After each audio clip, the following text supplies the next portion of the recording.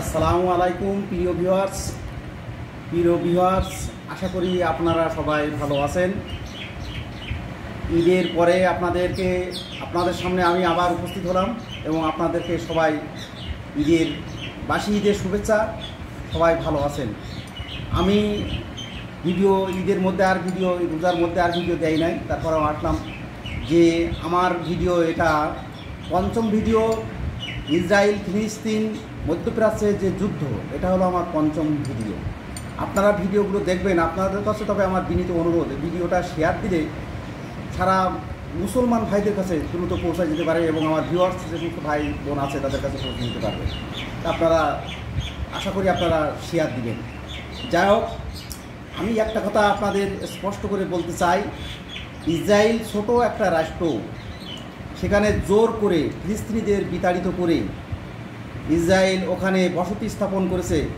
তার দোসর মার্কিন যুক্তরাষ্ট্র এবং ব্রিটেন, ফ্রান্স, জার্মানি এবং আরও যারা ইহুদিবাদী আছে তারা জোর করে ওখানে ইসরায়েলকে বসিয়ে মুসলমানদের পরে নির্বিচারে হত্যা, গণহত্যা, ধর্ষণ এবং ভূমি দখল করে চলেছে। এখানে একমাত্র কারণ দেখেন, ইসরায়েল ইরানের পরে ইরানের কনসুলেটরে হামলা করলো, ইরান ইসরায়েলের ভূখণ্ডে হামলা করলো সীমিত পরিসরে। এখন ইসরায়েল আবার পায়তারা করছে ইরানের ভূখণ্ডে হামলা করার কারণ হলো এখানে মার্কিন যুক্তরাষ্ট্র বলছে যে হামলা করা যাবে না, কিন্তু হামলা করার যে সমস্ত ম্যাটেরিয়াল মার্কিন যুক্তরাষ্ট্রই সাপ্লাই দিচ্ছে। আমি মুসলমানদের উদ্দেশ্যে একটা কথা বলতে যাই, এই পৃথিবীতে 1000 কোটি মানুষ আছে, কারুর আঙুলের ছাপ কিন্তু কারোর সাথে মিলবে না। ইসরায়েলকে এই মুসলমান ইসরায়েলকে মোকাবেলা করতে হলে মুসলমান জাতিকে আমি স্পষ্ট আকারে বলতে চাই, জ্ঞান, গরিমা, গবেষণায় সর্বোচ্চ পর্যায়ে যেতে হবে। সৌদি আরবের টাকা আছে, জর্ডানের টাকা আছে, আবুধাবির টাকা আছে, কাতারের টাকা আছে। দেখেন তারা ইসরায়েলের তাবেদারি করছে। মুসলমান একটা গবেষক সৌদি আরব তৈরি করতে পারছে না, একটা ভালো বিশ্ববিদ্যালয় সৌদি আরব তৈরি করতে পারছে না। সৌদি আরব টাকা আছে, তারা ব্যয় করছে অন্য কাজে।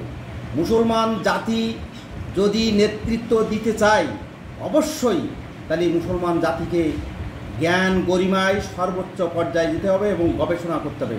আমাদের সন্তানকে আমি মনে করি, আমি একজন শিক্ষক হিসাবে আমি মনে করি, আমাদের দেশেও শুধু লেখাপড়া করলে হবে নাকি, আমাদের গবেষণায় পর্যাপ্ত পরিমাণে বাজেট দিতে হবে এবং গবেষণা করে চ্যালেঞ্জিং বিশ্ব, গ্লোবাল বিশ্ব, এই চ্যালেঞ্জিং বিশ্বকে টিকে থাকতে গেলে অবশ্যই আমাকে গবেষণা করতে হবে এবং আমাকে আধুনিক স্মার্ট প্রযুক্তির যুগে, আমরা ডিজিটাল অধ্যায় শেষ করেছি, আমরা এখন স্মার্ট প্রযুক্তির যুগে প্রবেশ করছি।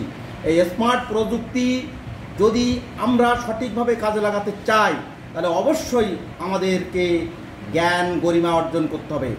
স্পষ্ট শোনেন, মেধা কারুর কম থাকে না, মেধা সকলেরই সমান। যে কেউ চেষ্টা করে, কেউ চেষ্টা করে না, যে চেষ্টা করে সে সফল হয়। আপনি স্বপ্ন দেখেন আপনি ডাক্তার হবেন, সেইভাবে যদি চেষ্টা করতে থাকেন আপনি একসময় ডাক্তার হতে পারবেন। আপনি স্বপ্ন দেখেন বড় অফিসার হবেন, নেভি অফিসার হবেন, আপনি সেনাবাহিনীর বড় কর্মকর্তা হবেন, আপনি সেইভাবে স্বপ্ন দেখেন আপনি একসময় সফল হবেন। আপনি দ্রোণ তৈরি করবেন। আমাদের বাংলাদেশের চারিপাশে আছে পারমাণবিক অস্ত্র ঘেরা। আমরাও তো স্বপ্ন দেখতে পারি, আমরা পারমাণবিক অস্ত্র তৈরি করব। আমরা পারমাণবিক বিদ্যুৎ কেন্দ্র তৈরি করেছি, আমরা আরও চাই। আমি খুলনার ছেলে হিসাবে আমি চাই খুলনায় একটা পারমাণবিক বিদ্যুৎ কেন্দ্র তৈরি করুক সরকার এবং আরও বিদ্যুতের যে ঘাটতি আছে সেটা পূরণ করুক। আমরাও পারমাণবিক অস্ত্র তৈরি করার স্বপ্ন দেখতে পারি। আমরা স্পেস গবেষণা করতে পারি, আমরা মহাশূন্য স্টেশনে আমরা দখল করতে পারি। টিকে থাকতে গেলে, এই জাতিকে যদি টিকায় রাখতে হয়, তাহলে অবশ্যই যে সমস্ত নীতি নির্ধারক আছে তাদেরকে অবশ্যই এগিয়ে যেতে হবে। ইসরায়েলের 97 লক্ষ লোক আপনারা জেনে অথবা 25% জন তারা হলো গবেষণা করে।